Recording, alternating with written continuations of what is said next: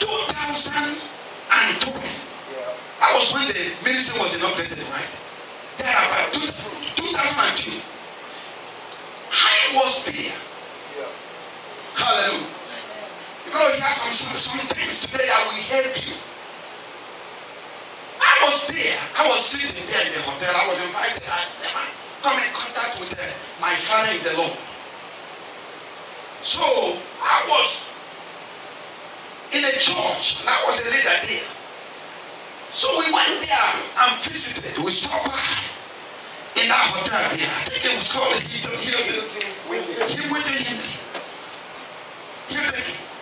So we sat there. I went there the following day, Sunday, the next Sunday. I went there the third Sunday. I was sitting there, and the Holy Spirit spoke to me. He said, "Son, I am about to begin a work here, and I want you to be a part of it." I had it here, and I will never forget it. Hallelujah. And after the service that I went to him, I said, "This is what the Lord said to me. But let me go home and make sure that there's an agreement with my wife." And as usual, my beloved to say, wherever you go, your God will be my God. Hallelujah. That's how we found ourselves in 10 Living Spring. Hallelujah. But how many of you that God already knew from 2002 what will happen in 2005? And has already positioned. So therefore was led. In the midst of the crisis, Savior was there. Amen. Hallelujah. In the midst of crisis, Savior was born. And the deliverer was born. Hallelujah. God has never liked people. What God likes is faithful and committed people. Are you hearing what? Preach. Come on. It's only people that are faithful and committed. That's what it's like in the kingdom of God. And the Lord told me something. He said, "Son, the seed of harvest, the seed of faithfulness will always produce the harvest of grace."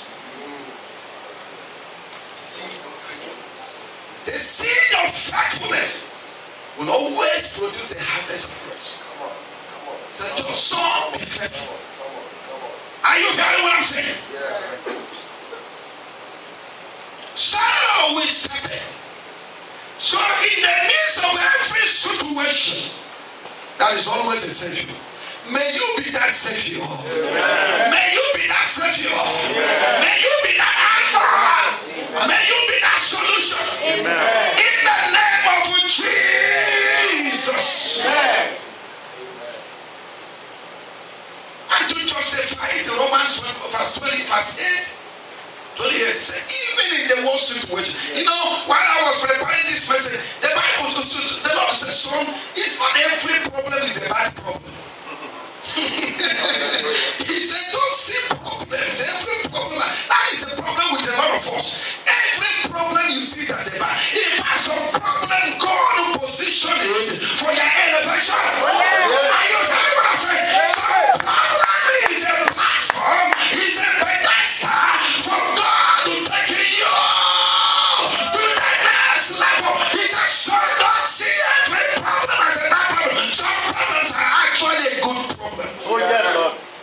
Hallelujah. Because Romans chapter 8, verse 28, he said, "All things work together for good for those that love God and those that are called for his purpose." Even when it is bad, as long as you stay on the track of divine purpose, God will turn it around. Yes, sir. Yes, sir. Yes, sir. Come on. Are you hearing what I'm saying? Hallelujah. Hallelujah. Amen. So he said, understand that. But when we started, a lot of people said that we can't, these people, let's see how far they can go. Hallelujah. Let's see how far they can go. Let's see how far they can go. You know, that was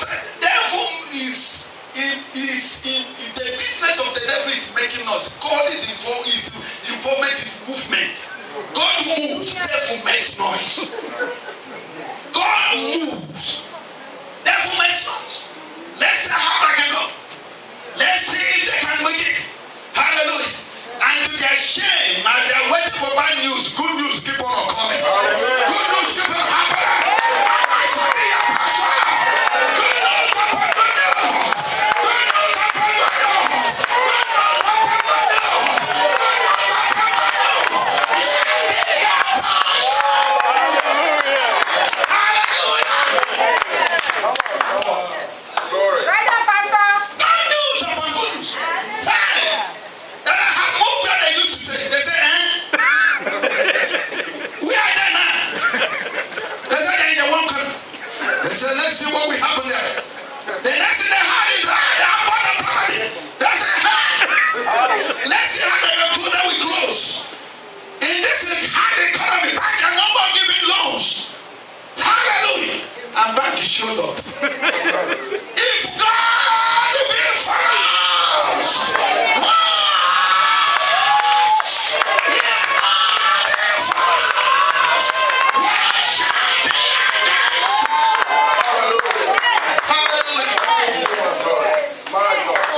people come and they say, hey, is he coming again?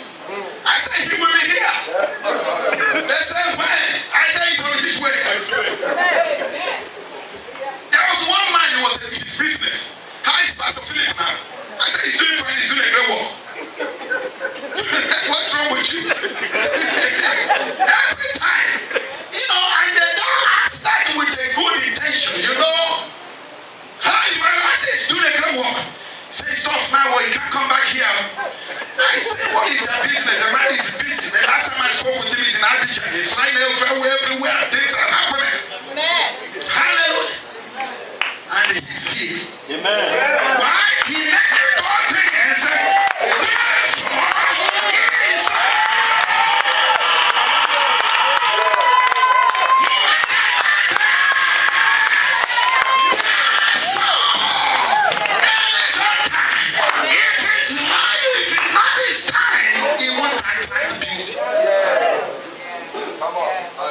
Hallelujah.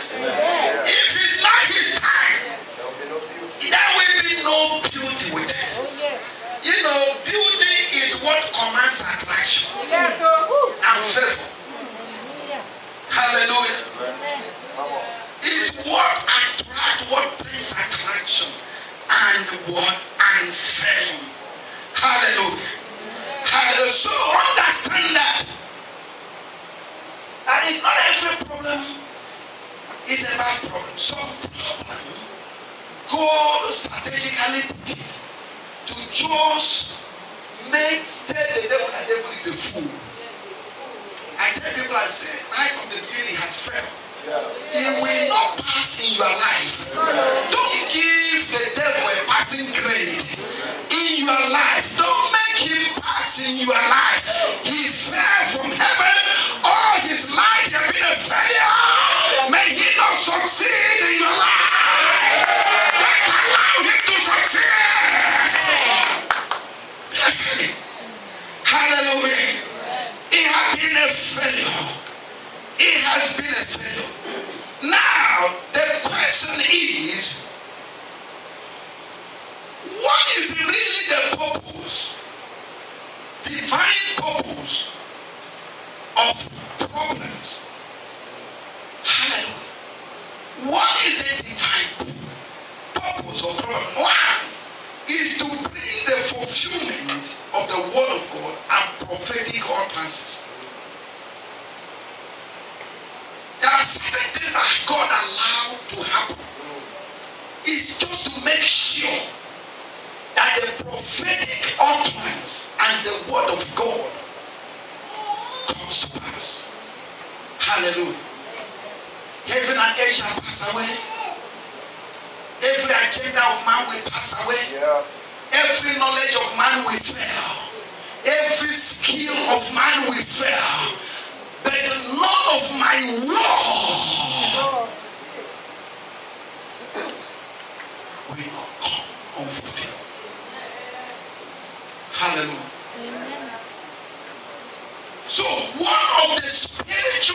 purpose of problem comes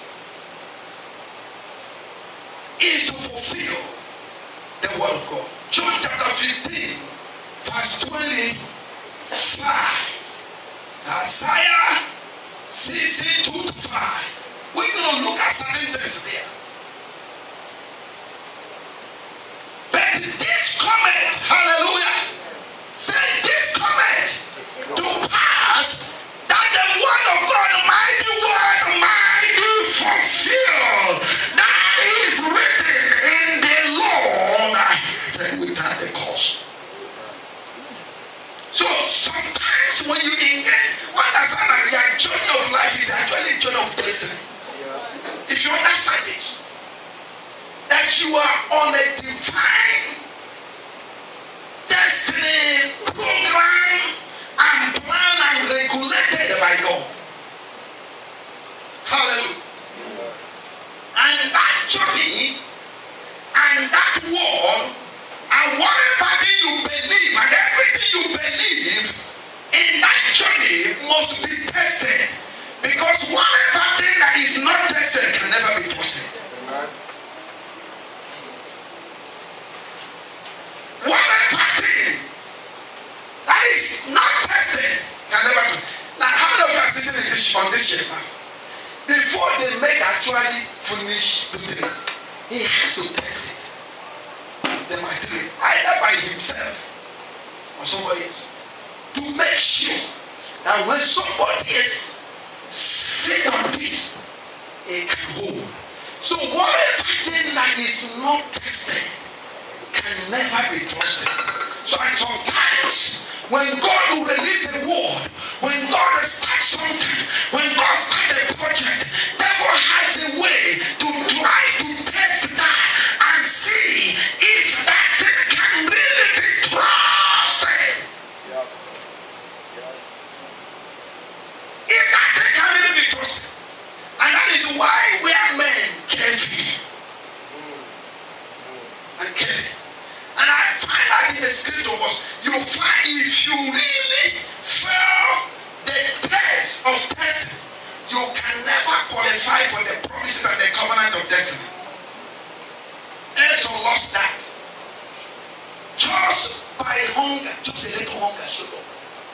The man was so foolish. Just hunger. And I have seen that hunger has never killed anybody. Right. He said, what did you see his word? He said, what this word was really mean to me? When people don't appreciate divine things, covenant, so what was it mean to me? God said, this is a fool. And the Bible said, when he came back, when he realized that, he will tears. God said, no, boy, it's too late. Because if you can betray me just for this hunger, and we are just starting, we have not been taken to have. I don't know what we have when famine and everything show up in the land. Hallelujah. It was a test. And every one of us has to pass through that. Jesus was tested. When the word was released, immediately after the baptism, the Holy Spirit looked at him and said, this is my beloved son, to whom I am well pleased. People said, if you are the beloved son, let's see. He challenged that. Hallelujah. And Jesus has to overcome it by what is written. What is written will always have control over what you are experiencing. Amen. Are you hearing us? What is written is in command and in control of what is happening. A lot of us pay much attention to what is happening more than what is written. Because what is written will never change. What is happening has inspiration and I have a voice. Are you hearing what I'm saying? What is written is written. By what you have of highly exalted. Hallelujah. Come on. Wow. Loaded. Come on. Loaded. Hallelujah. Are you here? Come on, sir. You see, the Lord told me, he said, so there is no manipulation in my program. Yeah. It's either you're into it and walk according to the principle. You can manipulate God, man. You can manipulate God. Amen. Are you hearing what I'm saying? You can manipulate man.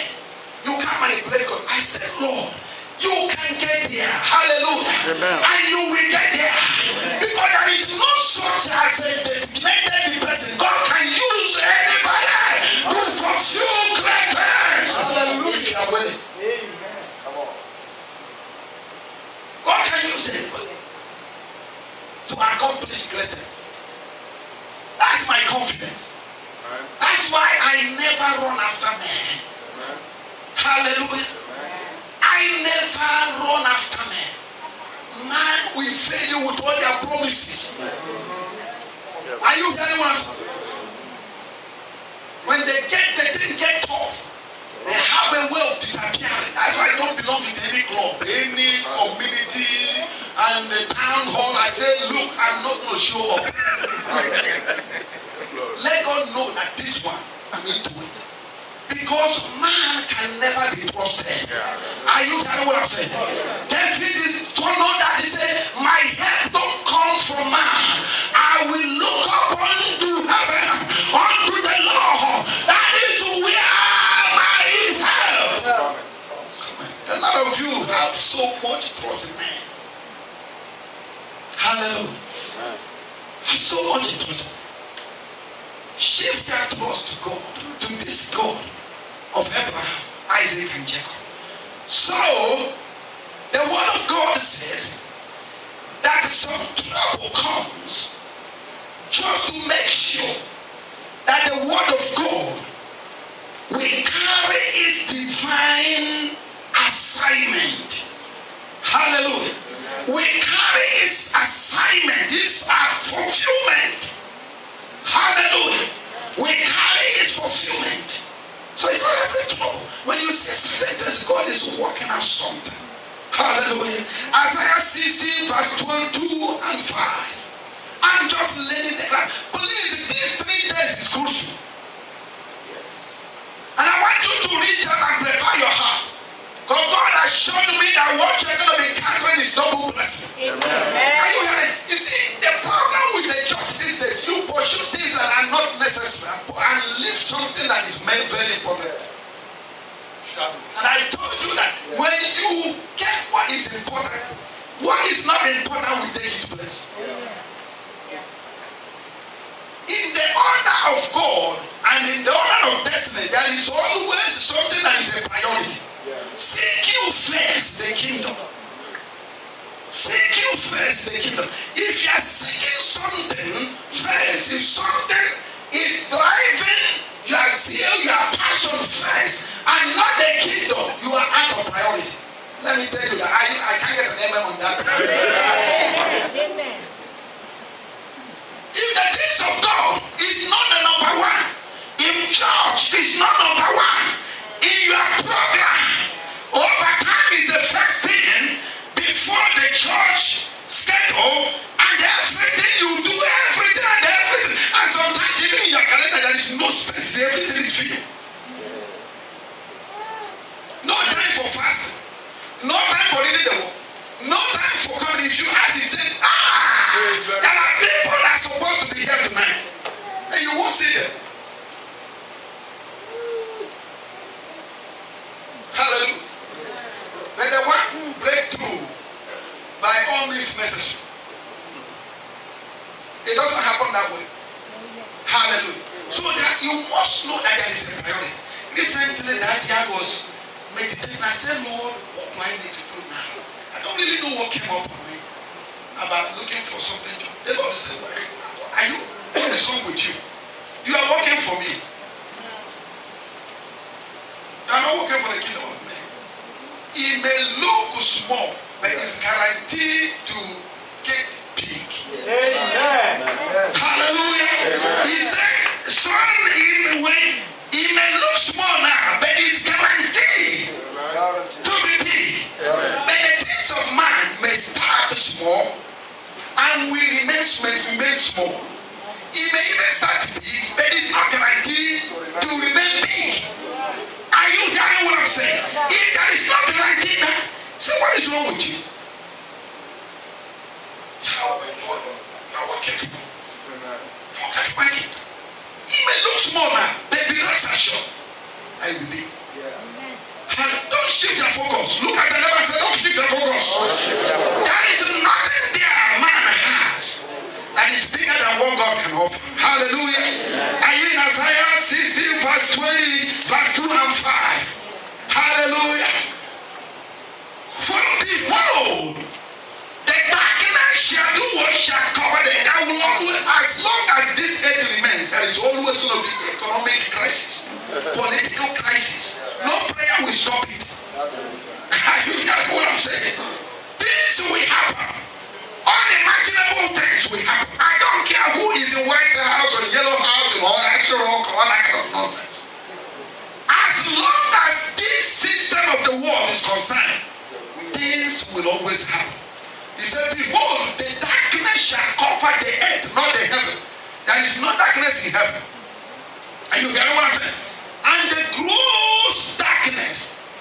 And what that gross darkness means is that there are some translations say deep darkness. Deep darkness, the people. It means such a darkness that can come in and people will not even locate their ways. People will not locate their ways. You know, there are some darkness that you can still find a way of escape. But he said the deep darkness will cover the people.